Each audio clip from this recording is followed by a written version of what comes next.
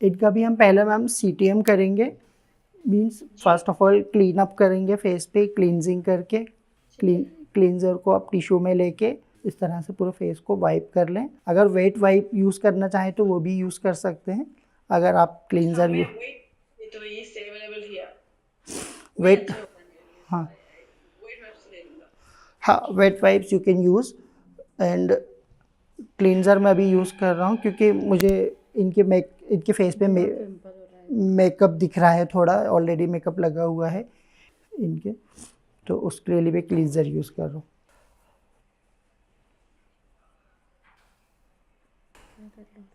इसलिए क्योंकि मेरे को दर्द हो रहा है।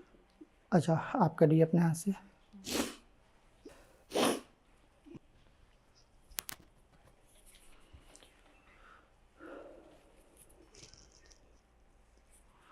आइस क्लोज कीजिए।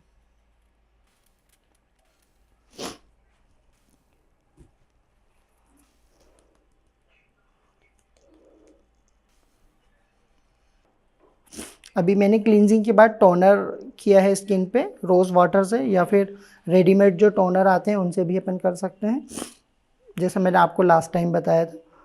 और इसको थोड़ा सा हल्के हल्के हाथ से उंगलियों से इसको थोड़ा सा डैप करते हुए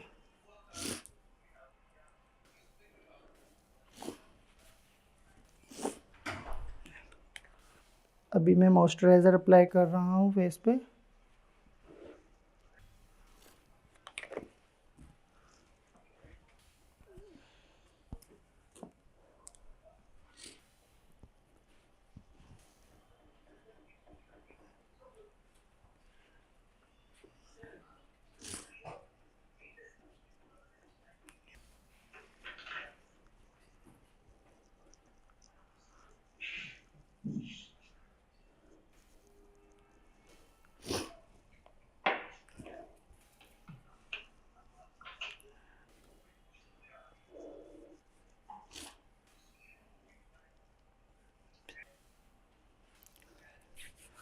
अगर हमें ऐसा लगता है कि स्किन के ऊपर थोड़े ओपन पोर या टेक्सचर ज़्यादा है, स्पेशली फीमेल स्किन के ऊपर, तो उसको थोड़ा सा स्मूथ बनाने के लिए हम इस पर प्राइमर यूज़ कर सकते हैं।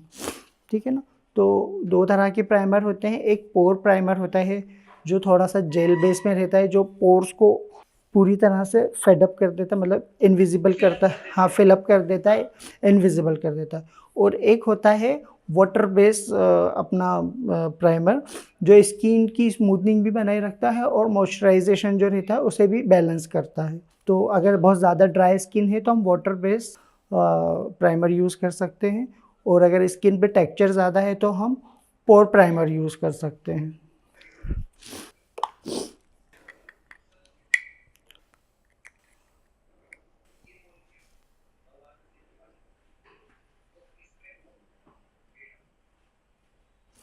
प्राइमर की क्वांटिटी हमें कम ही लगानी है, क्योंकि सम टाइम ज़्यादा प्राइमर लगाने से हमारा जो मेकअप बेस होता है वो ऑलमोस्ट ड्राई होना शुरू हो जाता है, जिससे कि थोड़ा सा पेचीनेस स्किन पे ना आए।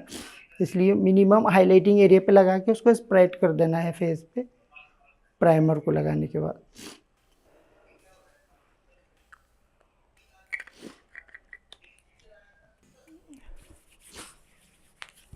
अभी मैं अगेन फिर से देखूंगा इनके स्किन पे डिस्कलरेशन है, डार्कनेस है, स्पॉट्स है, जो भी है वो अगर है तो फिर उसके हिसाब से मैं इसको कलर करेक्शन करूँगा। तो कलर करेक्शन जैसे मैंने बताया, जितना ज़्यादा डीप स्पॉट होते हैं या डार्कनेस होती है उस हिसाब से हमें कलर करेक्शन करना चाहिए। इनके फेस पे इतनी ज़्यादा कोई डीप डार्कनेस नहीं है, लेकिन टैनिंग का इफेक्ट मुझे इनके फेस पे भी दिख रहा है। तो उस टैनिंग को डाउन करने के लिए अगेन मुझे क्या ऑरेंज कलर करेक्टर से फेस को कवर अप करना पड़ेगा, फिर न्यूट्रलाइज करूँगा, देन फिर इनकी स्किन टोन का जो फाउंडेशन है वो लगाना है।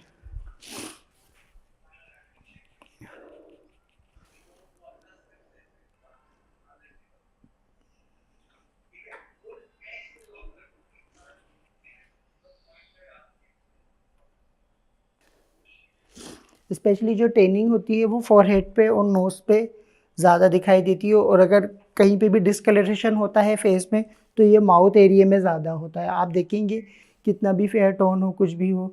बहुत मिनिमम ऐसे लोग होते हैं जिनके साथ ऐसा होता है कि कोई नीड नहीं होती, लेकिन नॉर्मल टोन पे भी हम देखेंगे तो थोड़ा गौर से देखने पे हमें मेकअप करते वक्त पता चलता है कि वहाँ पर डार्क टोन है या थोड़ा सा हमको कलर करेक्शन करने की ज़रूरत है। तो बस यही है कि जैसे माउथ एरिया के आसपास इस एरिया में डिस्कलरेशन होता ही होता है।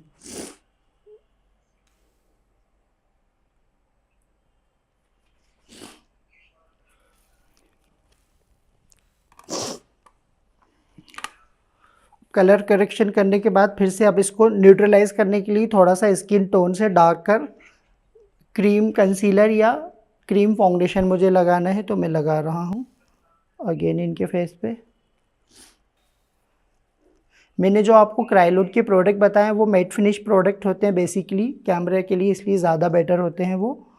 अदरवाइज जैसे नॉर्मल मेकअप में तो हम कई तरह की चीज़ें यूज़ कर लेते हैं, ड्यूई फाउंडेशन, कंसीलर या हमारे हाइलाइटर्स, सेटिंग पाउडर, ये सब अलग अलग वेरिएशन में आते हैं। लेकिन क्रायोलूट के जो प्रोडक्ट होते हैं वो स्पेशली डिज़ाइन किए गए हैं कि अगर कैमरा फेस कर रहा है आर्टिस्ट या जिस फेस पे हमने मेकअप किया वो कैमरे के सामने जाने वाला है, एक्ट करने वाला है कुछ, तो उसके लिए ज़्यादा बेटर रहता है।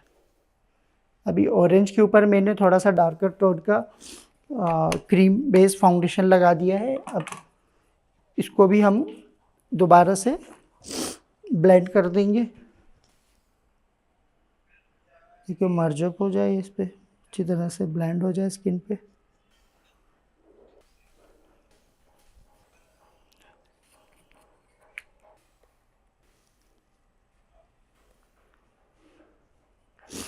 अब इसके ऊपर मैं इनकी स्किन टोन का जो फाउंडेशन है, जैसे मैंने पहले लगाया था क्रायोलूट का टीवी स्टिक, वो इनके फेस पे भी लगा रहा हूँ।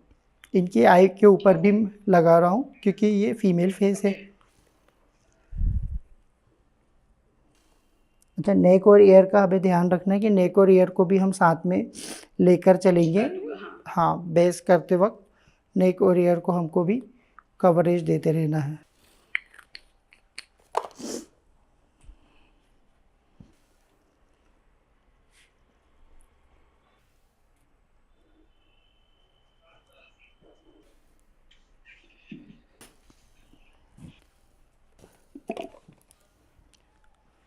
अभी मैं इनके हाइलाइटिंग पॉइंट्स पे फाउंडेशन लगाने के बाद अब मैं इसके ऊपर कंसीलर लगा रहा हूँ। लिक्विड कंसीलर है, हाइलाइटिंग एरिया पे लगाना है, टी जोन पे ना। हाँ, टी जोन पे, क्योंकि ये थोड़ा फीमेल का मेकअप कर रहे हैं तो इसके अंदर थोड़ा सा हम एक्स्ट्रा प्रोडक्ट ऐड कर सकते हैं for creating a thick base. ठीक है।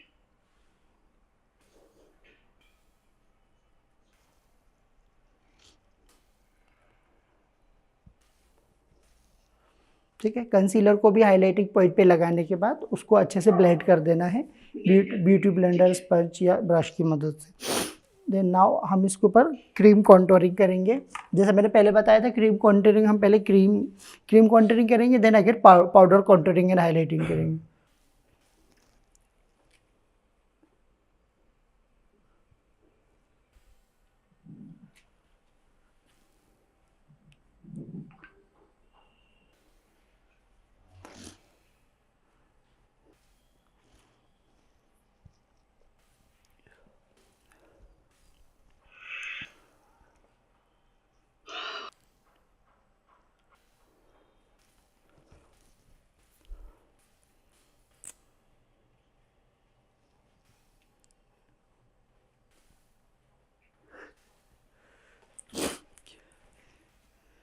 क्रीम कॉन्टोरिंग का डार्क शेड लगाने के बाद हाइलाइटिंग का लाइटर शेड लगाना है मुझे अगेन हाइलाइटिंग पॉइंट पे, जैसे मैंने आपको पहले बताया था।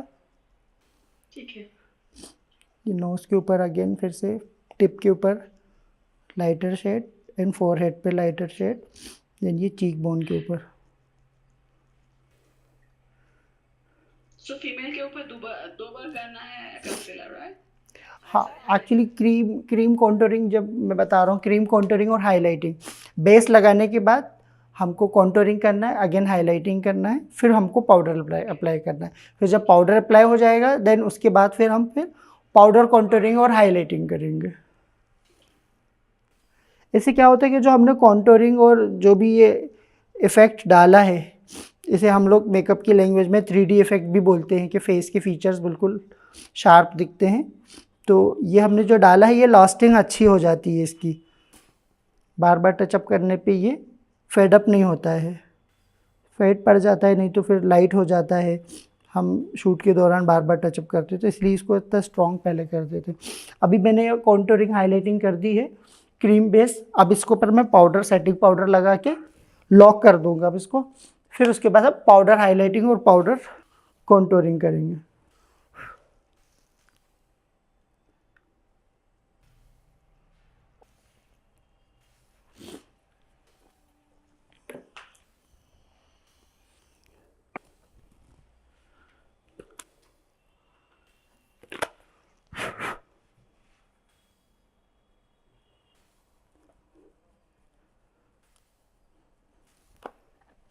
ये मैं अब पाउडर कॉन्टोरिंग कर रहा हूँ।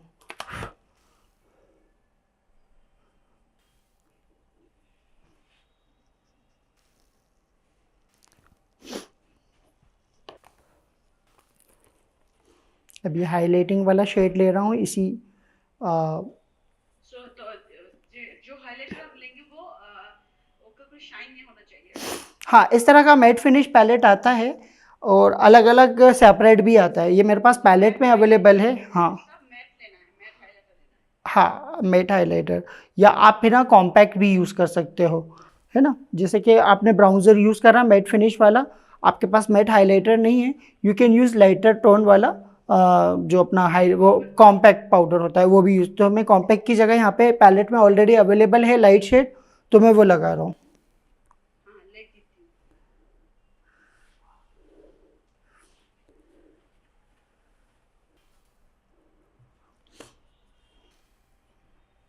मैक का स्टूडियो फिक्स आता है NC15 NC13 नंबर आप यूज़ कर सकते हो हाईलाइटिंग के लिए, वो कॉम्पैक्ट आप ले सकते हो, अदरवाइज़ दूसरी ब्रांड के भी आते हैं। तो मेरे पास कॉम्पैक्ट पाउडर है।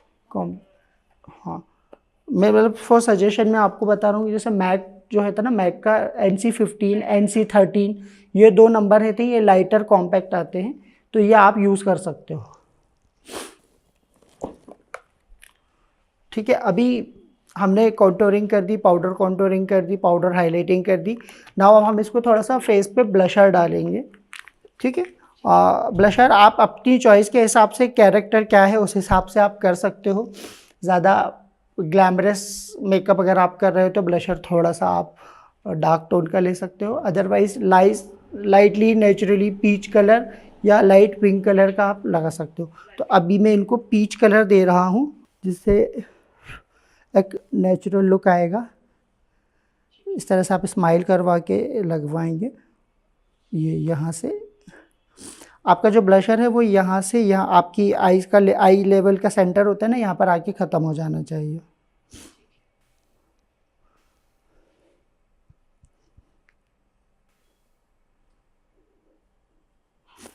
हल्का सा ब्लशर का ब्रश आप नोज़ के टिप पे भी लगा सकते हो, आज काफ़ी ट्रेंडिंग में है ये, वो भी थोड़ा नेचुरल लुक ही देता है। ठीक है, तो ये हमारा फेस का जो बेसिक बेस मेकअप है वो हमारा रेडी हो चुका है, जिसमें हमारा बेस बन चुका है, कॉन्टोरिंग हो चुकी है, हाईलाइटिंग हो चुकी है, ब्लशर लग चुका है। ठीक है, अभी क्या होता है कि फीमेल है तो फीमेल फेस में थोड़ा सा आई मेकअप हमको डालना रहता है डिफाइनिंग के लिए, तो अभी मैं आई मेकअप का आपको बता देता हूँ। अगर बहुत सिंपल सा कैरेक्टर है, उसके अंदर कोई ग्लैमर नहीं है, बहुत होमली कैरेक्टर है, या फिर बिल्कुल सिंपल कैजुअल वेयर में हम शूट कर रहे हैं, तो हमें आई शेडो मैट फिनिश ही यूज़ करना है।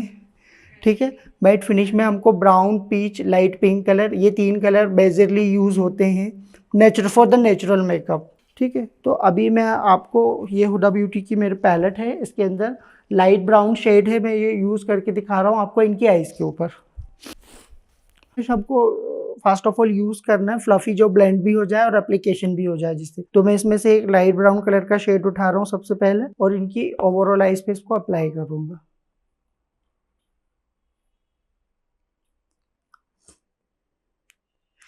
आई शेडो की क्वांटिटी जैसे मैंने आपको बताया, कैरेक्टर का ड्रेसअप और उसका जो कैरेक्टर है या जो उसके सराउंड, हाँ, ड्रेस का कलर है या जो सीन की डिमांड है, जिस सीन में वो है, किस सिचुएशन में है, उस सिचुएशन के हिसाब से हम आई शेडो अप्लाई करेंगे। अगर एकदम नॉर्मल घर में है या कोई बहुत ज़्यादा क्या कहते हैं सैड टाइप का सीन है, तो उसके अंदर हमें बहुत ज़्यादा हाईलाइटेड आई मेकअप नहीं रखना है। बस इतना ही, जितना मैंने ये आपको ब्राउन कलर का एक आई शेडो लगा के दिखाया है, इतना लगा के छोड़ देना है, ठीक है। और उसके ऊपर फिर लाइनर और मस्कारा कर देना है। आई थिंक लाइनर मस्कारा के लिए तो आप काफ़ी क्लियर होगा कि किस तरह से हम उसको लगाते है ना। तो अभी मैं आपको लाइनर भी लगा के दिखाई देता हूँ।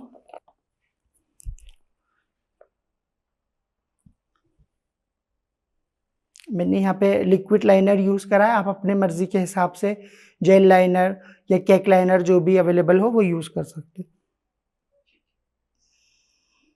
लाइनर लगाने के लिए हमेशा ब्रो की तरफ से हमको आई को ऐसे लिफ्ट करना है, हाँ, ऊपर की तरफ ऐसे लिफ्ट करते हुए, पुल करते हुए, और फिर लाइनर लगाना है। स्टार्टिंग हम करेंगे थोड़ा पतला लाइनर लगाने से।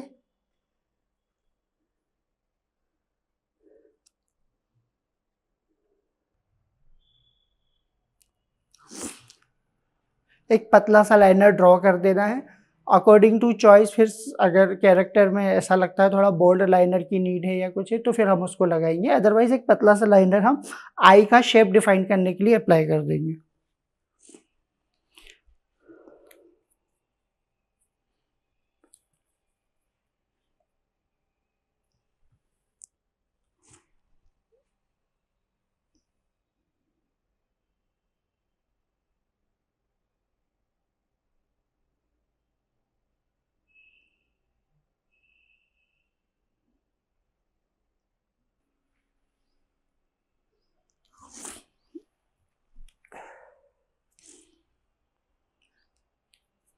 देखिए मस्कारा अप्लाई कर, अब हमने लाइनर लगाने के बाद हम इसमें मस्कारा अप्लाई कर देते हैं,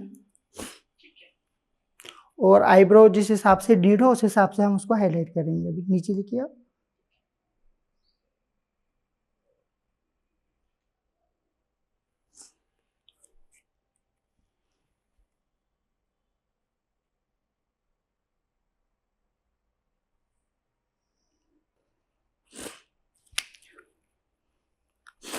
अभी मैं आईब्रो को हाईलाइट कर रहा हूँ, थोड़ा सा डिफाइनिंग दे रहा हूँ। मेरे पास ये आईब्रो किट है, मैं इसे कर रहा हूँ। आप पेंसिल या जो भी आईब्रो किट आपके पास है उससे कर सकते हैं। आईब्रो को डिफाइन करने के लिए हमें कभी भी ये स्टार्टिंग से शुरू नहीं करना है, हमको हमेशा थोड़ा सा 1 इंच गैप रह के फिर स्टार्ट करना है,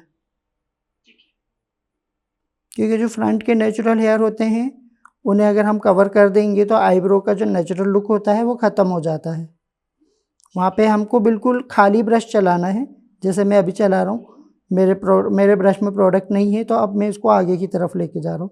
अदरवाइज़ पीछे ही फिल करना है, और पीछे हम जितना ज़्यादा डार्क कर सकते हैं, हमारी आईब्रो का जो एंड पॉइंट होता है उसको हम जितना अच्छे से डार्क कर सकते हैं उतना कर लेते हैं।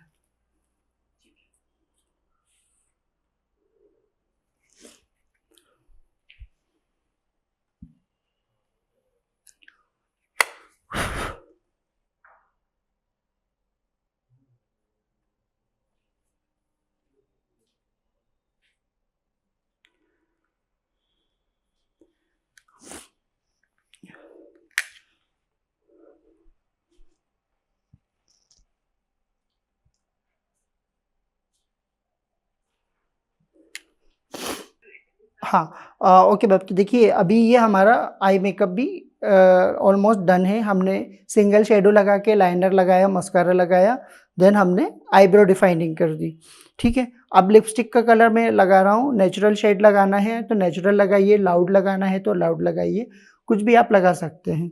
अभी मैं यहाँ पे थोड़ा सा नेचुरल सा शेड लगा रहा हूँ।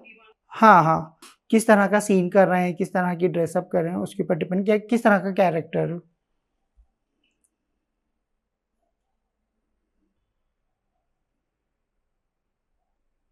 अगर आप बहुत अच्छे से यूज टू हो एप्लीकेशन करने के लिए लिपस्टिक, तो आप ऐसे मेरी तरह डायरेक्ट ब्रश से लगा सकते हो। अदरवाइज आप एक लिप लाइनर यूज़ करके फिर उसे फिल कर सकते हो। लिप का शेप बनाने के बाद उसे फिल भी कर सकते हैं।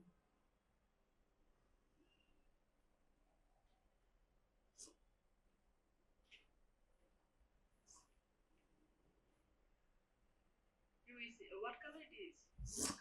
Yes, color कौन सा है? मैं ये लैक्मे का है एक शेड, क्या नाम है इसका, कलर ब्राउन। ये क्या कहते हैं, पीचिश ब्राउन न्यूड शेड है। हाँ, क्योंकि लिपस्टिक के शेड्स का कोई लिमिटेशन नहीं है, करोड़ों crore of shades there available. हाँ, तो ये मैंने लैक्मे का किया है, लैक्मे का मैट फिनिश लिपस्टिक है, जिसका देखना पढ़ के बताना, मुझे तो दिख भी नहीं रहा ठीक से उसको। New dream 08। न्यू ड्रीम, हाँ ये बहुत मेरा फेवरेट कलर है। न्यू ड्रीम लैक्मे का है, ये बहुत अच्छा शेड है, हर तरह के ड्रेसअप के साथ ये चला जाता है। हाँ, न्यूड लिपस्टिक है, न्यूड भी नहीं है, बहुत ज़्यादा लाइट भी नहीं है और बहुत ज़्यादा पॉप अप कलर भी नहीं है, एकदम न्यूड शेड है, new dream. So this is overall look जो हम बेसिक मेकअप के लिए कर सकते हैं। इनके हेयर्स अभी हुए नहीं हैं, तो जैसे हेयर्स वगैरह भी जो भी करना है, बन बनाना है, पोनी डालनी है, उस तरह से कर सकते हैं। तो ये मेकअप हमारा फीमेल के हिसाब से कर सकते हैं। ठीक है ma'am, I hope you understand everything. Okay so much. बहुत शुक्रिया आपका। Okay, you are welcome.